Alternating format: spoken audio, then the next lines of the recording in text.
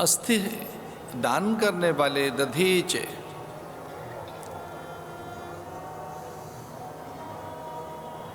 हम यतियों के आदर्श हैं। मनुष्य स्वभावतः अनुकरणशील प्राणी है।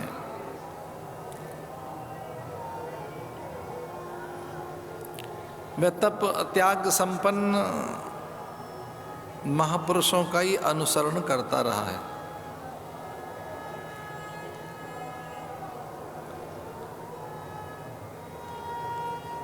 प्रत्येक मनुष्य के मन में श्रेष्ठता की स्वीकृति रहती ही है। श्रेष्ठता का अर्थ है जहां औदार्य है, विनम्रता है, परोपकार की भावना है, त्याग वृत्तियां हैं, विनयशीलता है, जहां परदोष दर्शन का अभाव है, समदृष्टि है, जहां शील संयम सदाचार नैतिकता नित्य अभिरक्षित है, जहां धर्म का अंकुश है। महज्जनों द्वारा आचरित मार्ग का अनुसरण करते हुए जो परोपकाररत हैं वही आदर्श हैं।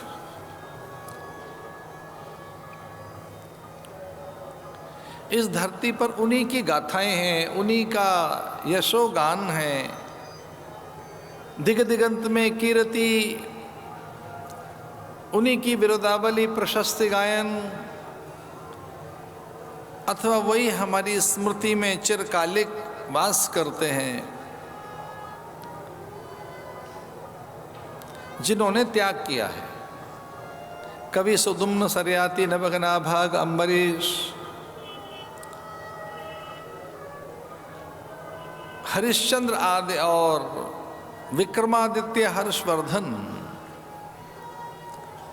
इसलिए जाने जाते रहे यहाँ कि उन्होंने त्याग किया है। जो अपने पास श्रेष्ठ है, महनीय है, उदात्त है, वो द्रव्य के रूप में हो, विचार विद्या के रूप में हो, किसी भी ऐसे साधन के रूप में जिससे आप अन्य की विकलता व्याकुलता का शमन कर सकें, अन्य के दारिद्र्य का हरण कर सकें,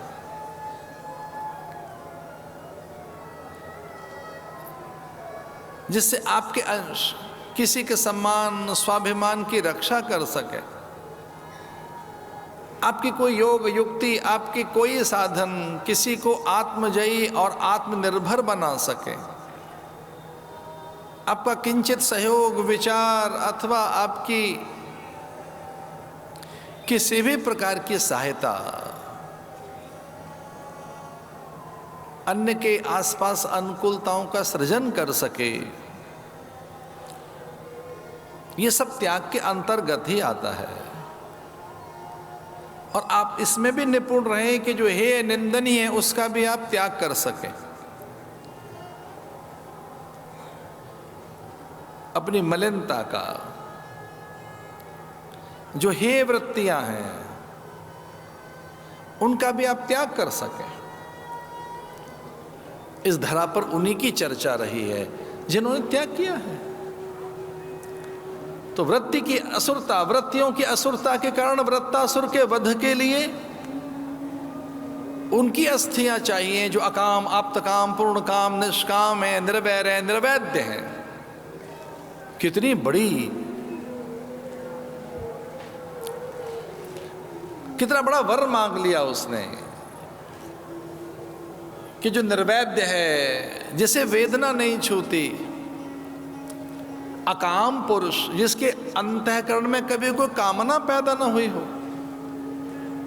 अयाचित, जिसने कभी कुछ मांगा न हो, अलोभ चित्त का प्राणी, जिसमें लोभ न जगा हो, निरहंकारी पुरुष, जिसे कभी अहंकार न छुआ हो,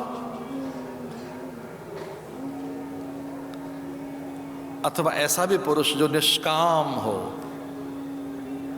ऐसा कोई आप्त काम पुरुष, निष्काम, निर्वैर, निर्वैद्य, ऐसे पुरुष की अस्थियों से ही उससे वज्र बनाया जाए तो उसके प्राण जा सकते हैं। देवगुरु बृहस्पति इंद्र आदि विनय पूर्वक पहुंचे दधीचि के पास।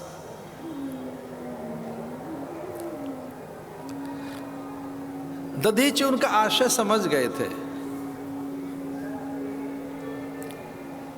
साधु से आपका मन छिपकर नहीं रह सकता, कभी नहीं। जो भद्र पुरुष हैं, बुद्ध पुरुष हैं, मुक्त पुरुष हैं, सहज हैं, सरल हैं, प्रज्ञावान पुरुष हैं, जो समाधिस्थ हैं, अथवा जो बहुत एक निर्विकल्प अवस्था में रहते हैं, ऐसे पुरुष, उनसे आपका अंतःकरण छिपकर नहीं रह सकता। माथे पे लिखा क्या है, हाथों में छपा क्या है, भीतर में छुपा क्या है, सब जानते हैं वो।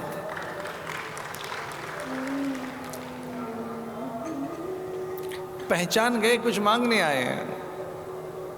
दधीच ने कहा बिना संकोच के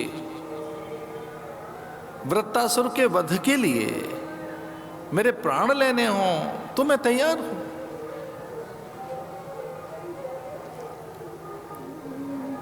देवगुरु बृहस्पति इंद्र आदि ने कहा कि हमें आपकी अस्थियां चाहिए और इन अस्थियों से हम वज्र बनाएंगे,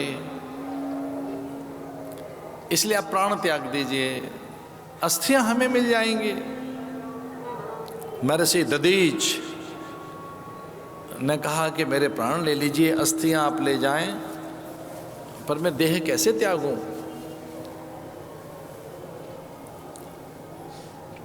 मुझे वो विद्या नहीं आती कि मैं किस तरह से अपने प्राणों को अलग कर दूं अपने से। आप खड़ग का वार करके मेरा सर धड़ अलग कर मेरी अस्थियां लेके जा सकते हैं, मैं तैयार हूं।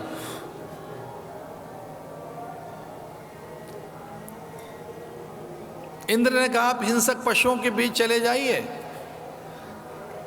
वे आपको अपना आहार बना लेंगे। आपके मांस, मेद, रुधिर, ये सब आपका शरीर उनका आहार बन जाएगा। जो बची हुई अस्थियां होंगी वो हमारे काम आ जाएंगे। ये विचार उत्तम लगा, देवहित के लिए, लोक कल्याण के लिए, परमार्थ के लिए। और सच में साधु की हर चीज ऐसी ही होती है, जैसे पेड़ जैसी। हिंसक पशुओं के पास गए और वो पैर चाटने लगे। महर्षि पतंजलि कहते हैं अहिंसा प्रतिष्ठायाम तत्सन्निधौ वैर त्यागः। अहिंसा प्रतिष्ठायाम, इसलिए हिंसक पशुओं ने कुछ किया नहीं, बल्कि वो पैर चाटने लगे। अहिंसा प्रतिष्ठायाम तत्सन्निधौ वैर त्यागः। जिनमें समता रहती है, एकत्व में जिनका विश्वास है, सह अस्तित्व में जिनका विश्वास है, प्रत्येक प्राणी का जो सम आदर करते हैं, समता में जो जीते हैं, ऐसे प्राणी के लिए पूरी प्रकृति बिछ जाती है। इसलिए हिंसक पशु कुछ कर नहीं पाए। भूखे शेर के सामने भी खड़े हैं तो वो कुछ प्रहार नहीं कर सका।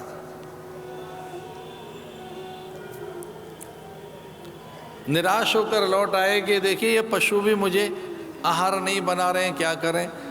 तो फिर बताया गुड़ लपेट कर बैठ जाओ उनके पास। ये आपको चाट रहे हैं तो गुड़ चाटते चाटते इनकी जिह्वा में रुक्षता है, तीक्ष्णता है, आपकी त्वचा छिल जाएगी, रक्त बहने लगेगा, फिर त्वचा और रक्त ये पीने लगेंगे, फिर धीरे धीरे मांस भी चाटने लगेंगे। इनकी जिह्वा वैसी ही है, फिर ये धीरे धीरे मांस भी खाने लगेंगे आपका, और ऐसे प्राण दे दो अपने। धन्य है दधीच जिसने इस प्रकार से लोक कल्याण के लिए एक एक करके अपने रक्त कण और मज्जा, मांस, मेद, रुधिर की आहुति दी। धन्य है दधीच। शेर ने ऐसे ही किया, पहले तो चाटने लगा, फिर त्वचा छिल गई, रक्त बहने लगा, शेर रक्त चाटने लगे, मांस खाने लगे। उन्हें ध्यान ही नहीं था कि वो कर क्या रहे हैं। अस्थियां रह गई। देखिए, देह मिट जाने का नाम मर जाना नहीं है। हाँ, ये सच है कि देह खो गई।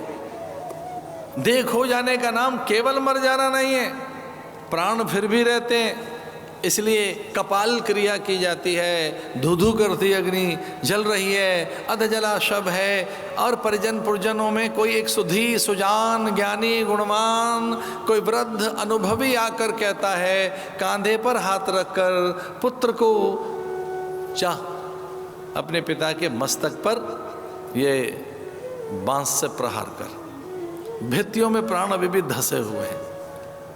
वो कपाल क्रिया, भारत का तो प्रत्येक व्यक्ति योगी है। भित्तियों में प्राण धसे ऐसे करके कपाल क्रिया के लिए बांस उठाकर प्रहार करता है वो। अब तो जलकर राख हो गया शव, बचा क्या है? माटी ही तो बची है। फिर भी हम जानते हैं कि इसमें प्राण सत्ता है। उसे वस्त्र में लपेट कर और पुण्य प्रवाह में और केवल विभूति बहा देने से, वो शव की राख अस्थियां बहा देने से ही प्राण नहीं गए। श्राद्ध कर्म हम करते हैं, श्राद्ध कर्म,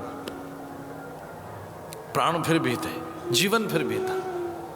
जीवन तो था, बस देह नहीं थी। जीवन उतना ही मुखर प्रखर, उतना ही प्राणवंत, उतना ही ऊर्जावान, उतना ही तेजस्वी। वो तेजस्विता उतनी ही दधीच की।